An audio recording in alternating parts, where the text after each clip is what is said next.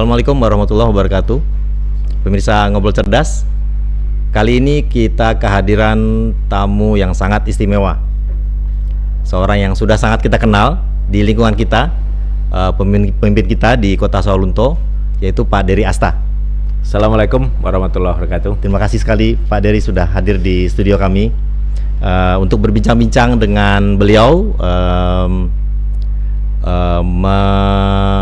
bincangkan apa saja yang sudah beliau lakukan dan apa rencana berikutnya untuk warga kita di sini. Langsung saja Pak Dery. Siap.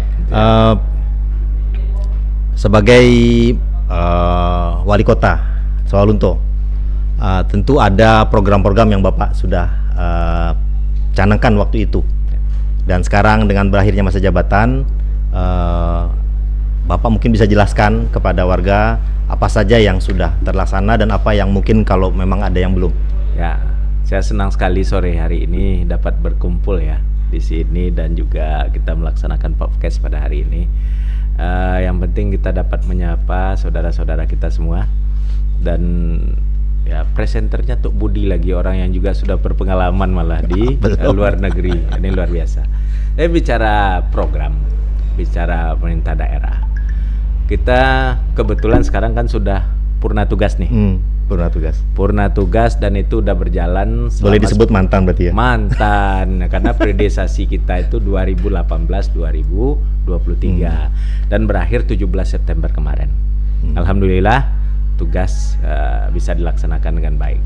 Tapi kalau bicara program, kita program itu kalau di pemerintah daerah, kita mulai dengan dulu waktu kita kampanye mulai dari janji kampanye. Janji kampanye kemudian kita buat menjadi visi misi. Kemudian visi misi itulah setelah berhasil kita masukkan ke dalam RPJMD dan menjadi perda. Inilah yang menjadi acuan kita untuk membangun selama 5 tahun ke depan. Pelaksanaannya dari situ. Terbagi dalam 9 misi. 9 misi itu ada bidang keagamaan, bidang kesehatan, bidang pendidikan, ekonomi kerakyatan, kaum marginal, kemudian yang terakhir infrastruktur, pemerintahan yang bersih, yang terakhir adalah Sawalunto menjadi kota yang smart city. Smart city. Nah, kalau bicara bidang keagamaan, target kita itu memang pembangunan karakter ini memang penting buat kita. Karena kita tahu sekarang kan era kemajuan teknologi ini luar biasa. Budaya ini berkembang dengan cepat, termasuk budaya dari luar. Jadi kita harus membentengi anak-anak kita, generasi muda kita, generasi penerus kita dengan landasan keimanan yang kuat. Betul. Makanya kita punya program turunan divisi yang pertama itu adalah meningkatkan di bidang agama dan budaya. Turunannya adalah menjadikan Sawalunto sebagai gudangnya Hafiz Al-Quran. Masya Allah. Ya. Kenapa? Pertama, Hafiz Al-Quran, anak yang Hafiz Al-Quran itu dia punya landasan yang kuat, punya kedekatan dengan agamanya, lebih Qurani, betul, dan terakhir lebih cerdas. Betul. Lebih Otomatis. cerdas. Ya. Dan itu dasar dari ketakwaan. Ketakwaan. Kita tahu ke depan mungkin anak-anak kita akan menghadapi berbagai hal yang luar biasa yang di luar kemampuan kita, karena perkembangan teknologi ini kan sangat cepat sekali. Betul. Malah lebih cepat dari apa yang kita pikirkan. Zamannya sudah berbeda juga. Sangat berbeda. Dan akan sangat berbeda dengan kita harus sebelumnya. siapkan generasi penerus kita itu generasi yang kuat, generasi yang cerdas, dan generasi yang punya landasan keimanan yang kuat. Kita tidak boleh meninggalkan generasi ini generasi yang lemah. Karena memang itu hadisnya ada. Betul. Jadi itulah landasan berpikir kita menjadikan Sawalunto gudang Hafiz Al-Quran.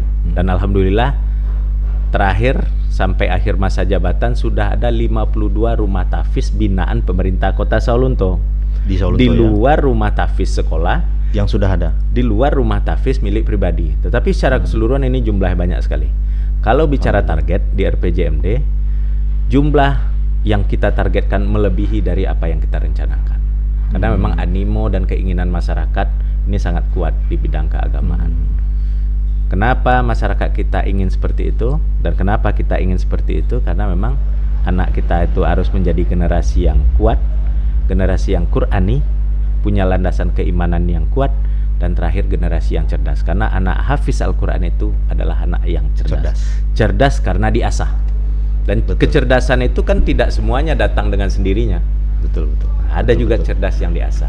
Betul. Caranya dengan hafiz Al-Quran. Betul. Asahan memori itu adalah salah satu asahan untuk pencerdasan. Betul. Nah, betul sekali. Menarik Pak Dery.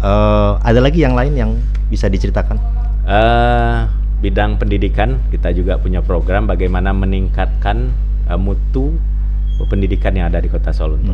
Saya 2018 masuk, kita tingkat pendidikan kita dari 19 kabupaten kota yang ada di Sumatera Barat, kita nomor 15 waktu itu.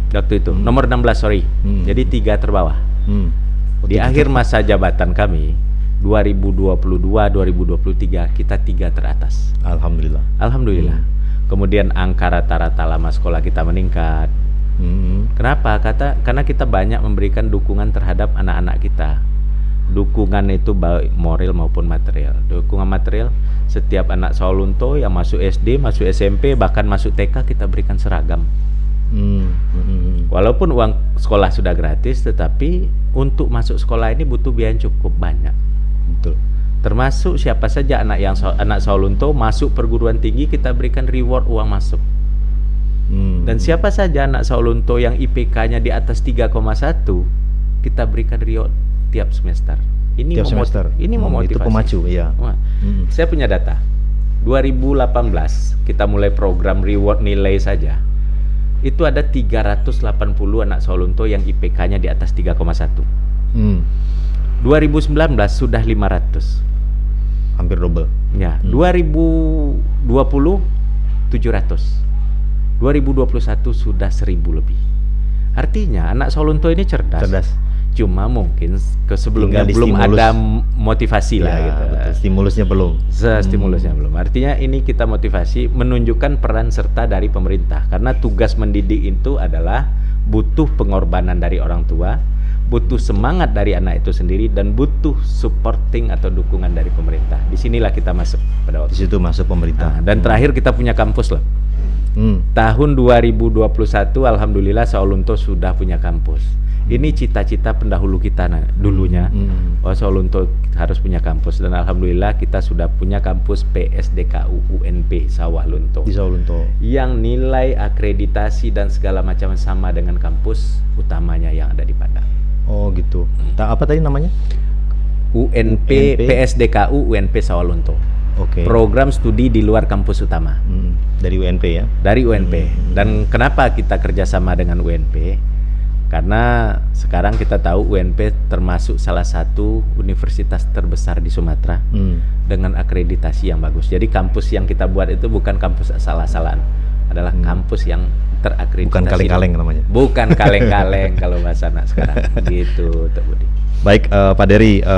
Selanjutnya kita perlu bahas juga Pak Dery sebagai ketua Partai PAN di Sawalunto.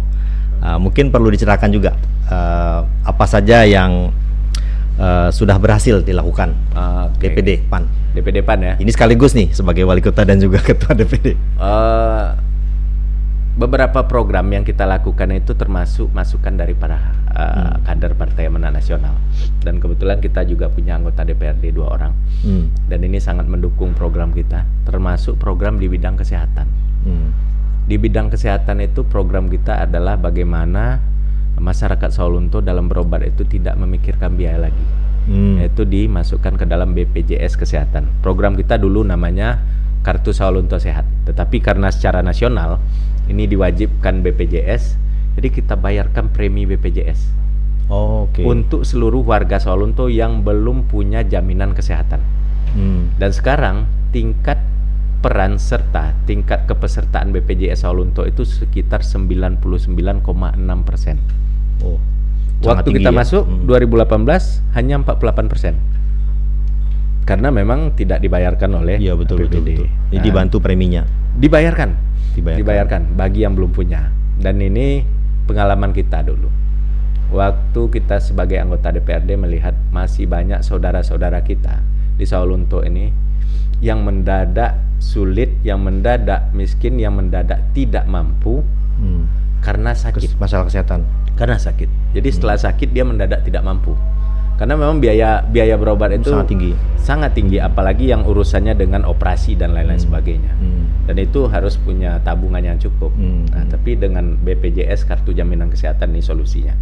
Alhamdulillah kita dapat penghargaan dari Wakil Presiden pada waktu itu sebagai salah satu daerah yang benar-benar serius menjaminkan masyarakatnya terhadap untuk BPJS masalah kesehatan. Dan juga kita sudah jaminkan masyarakat Sawalunto ini BPJS tenaga kerja namanya. Untuk pekerja ya? Untuk pekerja ini sudah 85% warga kita terjamin BPJS tenaga kerja, karena kita juga tidak ingin warga kita umpamanya dalam satu keluarga itu pencari kerja atau seorang bapak dalam tanda kutip meninggal, otomatis istri dan anak-anaknya mendadak menjadi tidak mampu. Ya, betul. Kita tidak ingin seperti itu, makanya kita buatkan kartu BPJS tenaga kerja. Nanti ada premi, ada santunan yang diberikan kepada keluarga, termasuk anaknya untuk sampai ke tingkat kuliah nanti dibiayai. Dan alhamdulillah kita sudah di angka 85%. Ini merupakan capaian tercepat suatu daerah di daerah Sumbar, Riau dan Kepri untuk BPJS tenaga kerja. Betul. Dan itu kita biayai dengan cara sinergi, baik itu dari APBD, baik itu dari Basnas, termasuk CSR perusahaan yang ada di sini. Jadi kita kumpulkan, kita keroyok, kita gotong royongkan lah. Iya, betul. Bagaimana supaya ini bisa maksimal. Luar biasa. Kemudian dalam sekarang kita ada masa pemilihan legislatif. Ya. Apakah ada target-target tertentu dari Partai PAN? Partai ya? Sawalunto. Saya kira kalau bicara target tentu kita ingin meningkatkan perolehan kursi keterwakilan. Yang sekarang duduk sudah 2 ya? Sekarang udah 2. Dan kalau bisa ini ditambah ke depan, karena memang ini termasuk salah satu legacy kita ya, bagaimana meningkatkan suara partai. Dan ini akan berhubungan nanti. Saya masih ingat waktu di wali kota kemarin, kader PAN itu memang full mendukung karena kepala daerahnya satu partai ya. Nah, akan lebih banyak anggota DPRD dari PAN, tentu akan lebih gampang kita mengeksekusi program itu dengan baik nanti. Betul. Jadi target kita nanti ke depan kita kalau bisa di 2 kali lipat. Jadi sehingga kita bisa lebih aman dan lebih gampang untuk mencalonkan periode selanjutnya. Gitu. Menarik. Berarti Pak Dari ada rencana untuk juga nanti mencalonkan diri juga di periode berikutnya. Langsung ditangkap ini sama Budi. Langsung ditangkap. Saya sedikit pancing langsung ditangkap. Bicara pencalon, nggak bicara visi misi tadi. Secara keseluruhan dari 9 misi kita itu ada yang sudah terrealisasi 100%, ada yang sudah 120%. Contohnya rumah Tafis, ada yang masih 90% dan ada yang masih 80%. Itu kembali ke pertanyaan pertama tadi itu Pak Dery. Betul. Jadi ada program-program kita yang sudah selesai dan ada yang belum selesai secara keseluruhan. Tapi secara target kita sudah berjalan. Artinya memang masih ada program yang harus kita kerjakan ke depan. Tetapi kalau bicara mencalonkan tidak mencalonkan, namanya menjadi kepala daerah itu kan butuh dukungan masyarakat. Betul. Butuh dukungan semua pihak. Kalau masyarakat memang masih menginginkan program ini untuk dilanjutkan, tentu kita siap menerima amanah tersebut dan melanjutkan program-program yang masih tertinggal di periode-periode sebelumnya. Karena 2 tahun terakhir kan kita juga agak terganggu dengan adanya pandemi COVID-19. Ya, betul. Tapi ini sebenarnya tidak gangguan sih. Ini sebenarnya ujian saja. Ujian saja. Walaupun kita pandemi COVID-19, kita masih bisa juara kok. Angka kemiskinan kita masih yang terbaik di Indonesia. 2 tahun berturut-turut loh. Angka penurunan stunting kita itu tercepat di Sumatera Barat. Stunting menurut edaran Presiden Pak Jokowi itu tahun 2024 wajib daerah itu nasional itu 14%. Kita 2023 aja sudah 13,7, sudah melampaui target nasional. Artinya prestasi-prestasi ini kita dapatkan berkat dukungan semua pihak, masyarakat secara keseluruhan. Kami menyampaikan apresiasi dan terima kasih. Prestasi yang kita dapatkan hari ini bukan kerja kami sendiri, tetapi berkat dukungan semua pihak, seluruh stakeholder, OPD terkait, nenek mama, tokoh-tokoh masyarakat, pemerintahan desa, kelurahan dan lain-lain sebagainya. Oke. Sangat menarik paparannya Pak Dery. Kemudian kembali lagi ke situasi pemilihan legislatif kita sekarang ini. Sekarang ini sangat marak sekali perbincangan di publik mengenai maraknya isu politik uang atau money politics. Nah, ini mungkin perlu kita ketahui juga apa sikap dan pandangan Pak Dery mengenai hal ini. Masyarakat kita sedang diuji, sedang diuji rasa demokrasinya sekarang dengan pemilu 2024 ini. Apakah dia bisa menggadaikan haknya hanya karena selembar uang, ataukah dia punya harapan untuk bisa keterwakilan ini bisa memperjuangkannya untuk masa yang akan datang. Nah, jadi masyarakat kita sedang diuji ini. Kami berharap, artinya ini pesta demokrasi. Kenapa kita ada pemilu? Karena inilah kesempatan masyarakat untuk menunjukkan siapa yang layak untuk menjadi wakilnya. Kalau dia menunjukkan yang layak itu adalah orang yang memberi uang, berarti nilainya hanya segitu. Menarik. Nilainya hanya segitu. Jangan kita berharap macam-macam nanti ini 5 tahun ke depan akan memperjuangkan aspirasi segala macam. Kita konotasinya kan kita udah dibayar. Iya, betul. Kita dibayar. Kita sudah gadaikan suara kita. Suara kita. Jadi jangan berharap macam-macam. Kita sudah digadaikan kok. Nah, kami berharap kepada seluruh masyarakat untuk memang cerdas dan bijak dalam memilih. Karena bagaimanapun tingkat keterwakilan masyarakat itu, tingkat keterwakilan anggota DPRD itu ditentukan oleh masyarakat. Dan kami menghimbau kepada seluruh masyarakat jangan terlalu cepatlah tergoda dengan hal-hal yang bersifat pragmatis. Biasanya yang pragmatis itu sesaat. Kita lihatlah yang jauh ke depan. Berpikirlah untuk lebih jauh ke depan. Karena keberhasilan, kemajuan kampung kita ini kita yang menentukan. Dimulai dengan pesta demokrasi, dengan pemilihan umum. Ya, dan ini juga untuk kelanjutan kehidupan kita sampai ke anak cucu kita nantinya. Betul sekali itu. Ada ungkapan yang mengatakan bahwa tempat kita hidup sekarang ini bukanlah warisan dari nenek moyang kita, tapi pinjaman dari anak cucu kita. Betul, betul. Jadi kita harus lihatnya jauh ke depan nanti. Sebelum kita tutup Pak Dery, satu pertanyaan terakhir yang mungkin ini banyak dibicarakan juga oleh masyarakat. Sekarang marak berita tentang konflik pertanahan. Contohnya di Rempang, dan kita juga dengar di Air Bangis juga ada satu perbincangan juga. Ya. Apakah ini satu hal yang perlu kita antisipasi, dan kalau memang perlu kita antisipasi, apa antisipasi yang perlu kita lakukan, terutama di wilayah kita di Sawalunto ini?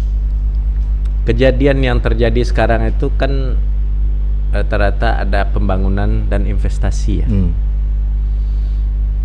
Kalau bicara investasi, ini pengalaman saya pribadi. Daerah akan lebih maju kalau investasi lebih banyak masuk. Betul. Ini positifnya ya. Positifnya. Positifnya. Kalau tanpa investasi, tingkat kemajuan kita akan jauh lebih lambat daripada daerah yang banyak investasi masuk ke sana. Karena investasi masuk itu kan uang berputar di daerah sana, dan ini menjadi efek domino pergerakan ekonomi di daerah tersebut. Cuma yang jadi masalah, ini beberapa investasi ini mungkin koordinasi dengan pemilik lahan, dengan pemangku kepentingan yang kurang. Kalau saya secara pribadi setuju dengan adanya investasi. Tapi kalau boleh pilih ya, saya prioritas investasi itu, investornya itu lokal terlebih dahulu. Itu prioritas saya. Kalau tidak ada yang di dalam, baru kita mangok keluar badan tua. Bukan berarti kita ujuk-ujuk langsung mencari yang dari luar. Belum tentu juga yang dari luar itu lebih baik. Tapi kalau tidak ada lagi, boleh dari luar. Tapi sepanjang penyelesaian hak adat, hak ulayat ini selesai dengan baik. Kalau tidak ya jangan. Jangan investasi itu jadi ujung-ujungnya adalah merugikan masyarakat. Tetapi patut dicatat investasi itu sebenarnya kalau dikelola dan ditata dengan baik sesuai dengan yang ada, kepentingannya memang pure, tujuannya benar, itu akan membantu daerah tersebut. Betul. Begitu. Ada juga warga yang mengusulkan apakah perlu dibuat semacam perda khusus untuk tanah ulayat atau tanah pusako. Saya rasa mungkin untuk mengantisipasi hal-hal seperti ini di masa depan. Bicara regulasi ya. regulasi khusus kita di Minangkabau, undang-undang itu mengamanahkan ada suatu fakta hukum menyampaikan lex specialis derogat lex generalis.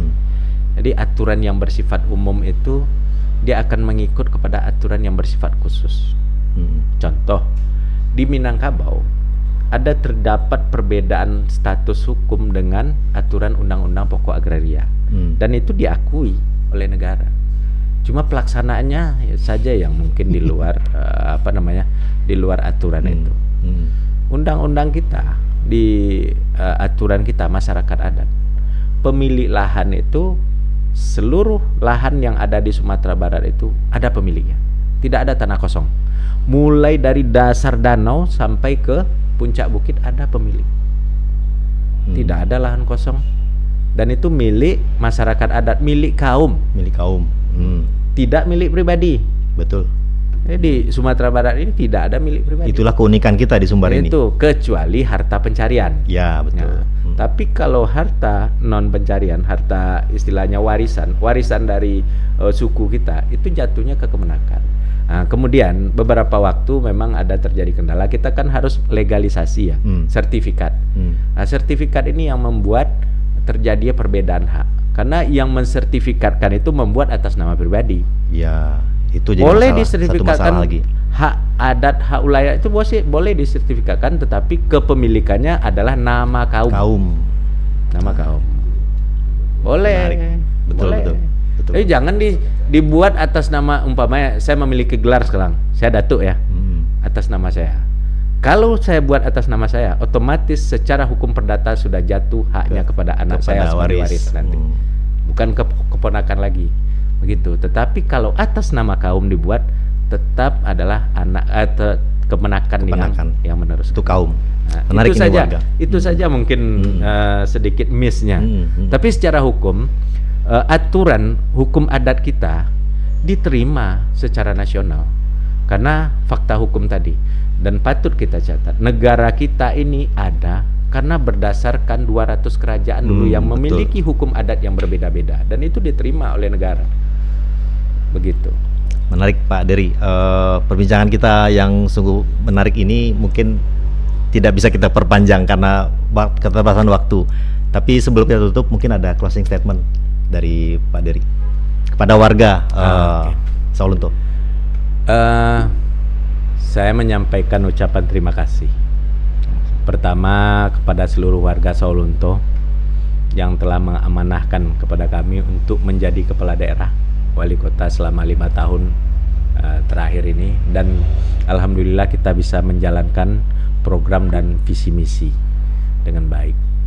Dan juga diiringi permohonan maaf kalau sebelumnya dalam masa 5 tahun ini belum seluruhnya memuaskan dari keinginan Bapak Ibu sekalian, karena tidak seluruhnya dari program itu masyarakat kita yang terbantu.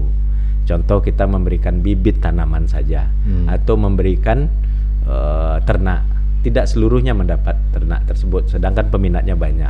Rumah tidak layak huni, kita sekarang sudah melakukan bedah rumah itu sebanyak 1.000 lebih, sedangkan data yang harus kita bedah itu 2.500, jadi belum seluruhnya mendapat program tersebut. Kami mohon maaf, bukan berarti kami melalaikan, tapi kami mempunyai skala prioritas. Skala prioritas siapa yang didahulukan, karena anggaran kita memang sangat terbatas. Jadi permohonan maaf pada seluruh masyarakat, bukan berarti kami melalaikan keinginan, tetapi memang karena kondisi dan keterbatasan kita. Tapi secara keseluruhan program-program ini bisa berjalan dengan baik. Dan program bisa berjalan dengan baik, prestasi bisa kita dapatkan karena berkat dukungan dari warga, seluruh masyarakat. Jadi masyarakat Saulunto ini bukan hanya mendukung kami untuk jadi wali kota, tetapi mendukung kami untuk menjalankan program tersebut. Oleh sebab itu, atas nama pribadi kami menyampaikan apresiasi dan ucapan terima kasih kepada seluruh masyarakat kota Saulunto. Baik, terima kasih sekali lagi Pak Dery atas kehadirannya di studio kami. Demikianlah pemirsa Ngobrol Cerdas, sesi kita yang cukup menarik hari ini dengan kita sebut mantan wali kota kita, Purna wali kota, ya, yang sudah bekerja untuk warga kita selama ini, dan kita akan bertemu kembali di sesi berikutnya, insya Allah. Assalamualaikum warahmatullahi wabarakatuh. Waalaikumsalam warahmatullahi wabarakatuh. Terima kasih Pak Dery.